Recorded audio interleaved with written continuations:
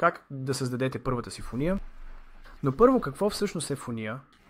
Фунията е наистина проста. Това е в основата си две или повече страници, свързани помежду си с конкретна цел. Пример за фуния може да бъде началната страница и страницата, която следва след нея, като например страница за резервация на среща, както в този случай. Това може да бъде просто двустепенна фуния, където имате, знаете, целевата страница и следващата страница. И можете дори да имате и третата страница, която е страницата за благодарности, след като подадете формуляра за резервация на среща. Така че това е фунията, а самата фуния, страхотното в нея е, че е много оптимизирана за конкретната цел.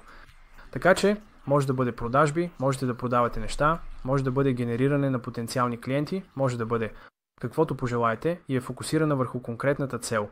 Затова те са много добри по отношение на конверсиите при провеждането на всякакви кампании и имат и други невероятни предимства, като A/B тестване, проследяване на конверсии и така нататък. Така че нека да започнем и да изградим първата си фуния и ще преминем с някои от основните неща там. Така, че фуниите, когато кликнете върху бутона за фуния от лявата страна, влизате в фуниите, които вече може да имате и нека създадем нова фуния. Така че като кликнете върху бутона "Създайте нова фуния", ще видите различните дизайни на фунии, които сме създали за вас, така че можете да изберете един от тези дизайни, за да започнете. Те имат различни стъпки, както можете да видите, 2 стъпки, 3 стъпки. Знаете ли, различните типове фунии имат различен брой стъпки. Тези са продажбените фунии. И да кажем, че искате да имате фуния за генериране на потенциални клиенти, където искате да имате кампания, в която хората се записват и оставят информацията си.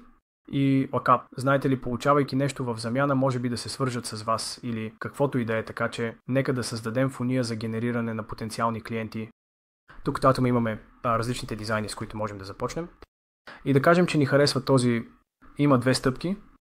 И можете да кликнете върху прегледа и да видите различните стъпки, които имаме в тази фуния, като целева страница и страница за благодарности. Добре, супер. Нека започнем с този. Просто кликнете върху добавяне на фуния и добавете име към нея. И точно така създадохме нашата първа фуния. По подразбиране, когато създавате нова фуния, ако е извън уебсайт, тя ще бъде самостоятелна, така че тя няма да бъде свързана по никакъв начин с вашия уебсайт. Но ако искате тази фуния да бъде наистина част от вашия уебсайт, просто влезте в списъка с вашите фунии и кликнете върху трите точки, а след това имате опцията да преместите в уебсайт в този проект. Така че, като кликнете на това, можете да изберете уебсайта, в който искате да поставите тази фуния. Така че да кажем уебсайт 2, на който бяхме преди. И точно така, преместихме нашата фуния вътре в уебсайта и сега можете дори да покажете заглавката, ако желаете. Но идеята зад фуниите е, че нямате заглавка там, защото заглавката ви отвежда извън фунията. И идеята е да ви задържи вътре в фунията и за да преминете от целевата страница към страницата за благодарности в този случай или към другите стъпки, които може да имате, можете да добавите стъпка тук. Така че в този случай имаме тази фуния за генериране на потенциални клиенти, имаме информация, която очевидно можете напълно да модифицирате по начина, по който искате. И отново завършваме с призива за действие.